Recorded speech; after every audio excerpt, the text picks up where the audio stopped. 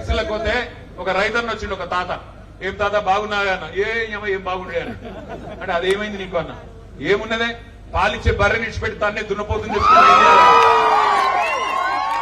తెచ్చుకుంటే ఎల్లారెడ్డి తోటలో కట్టేస్తే ఇప్పుడు బాధపడబట్టి ఇక్కడ ఇంత మంచి మనిషి ఉండగా నేను మీ అందరినీ ప్రార్థించేది ఒకటే, ప్రజాస్వామ్యం. ఇప్పుడు ఆ పోలీసు సాయిలన్నను బట్టలు ఉడదీసి మనం ఏం చేయాలి మరి? ఒక్కటే పని చేయాలి. ఏ పోలీసుడైనా సరే, ఏ మస్తీ ఉన్న అధికారైనా సరే, లేదా బల్పు మాటలు మాట్లాడే ముఖ్యమంత్రి అయినా సరే, వీళ్ళందరికీ బుద్ధి చెప్పే శక్తి మీ చేతుల్లోనే ఉంది. ఎవరినో అడిగే అవసరం లేదు. రేపు జెడ్పీటీసీ, ఎంపీటీసీ, సర్పంచ్ ఎలక్షన్లు వస్తున్నాయి. ఎట్లనైతే సాయిలన్న బట్టలు వాళ్ళు ఇప్పినరో వాళ్ళ బట్టలు మీరు మీ ఓటే తూట. ఇంకేం చేసి అక్కర్లేదు.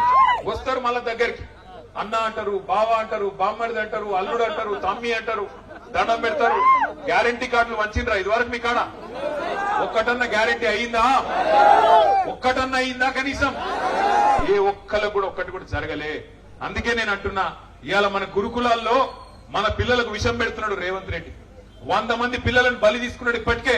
కానీ ఆయన మాత్రం ఏమలాడపోతే, ఏమలాడ గుడికి పోతే రేవంత్ రెడ్డి పెట్టిన బువ్వ, తిన్న బువ్వ ఖర్చు ఎంతో తెలుసా? ప్లేటుకు 1,35,000 రూపాయలు. ఏం తినిపాడో నాకైతే తెలియదు.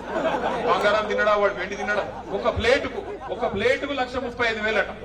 ఆ అందగాతలందరినీ పిలిచిండు చూడు, మిస్ బాళ్ల మీద పెట్టిండు. సుందరాంగులను పిలిచిపెట్టిన భోజనానికి ఆయన ఖర్చు ఎంత ఎరికైనా? ప్లేటుకు ఒక్కొక్కల బువ్వకు 1,00,000.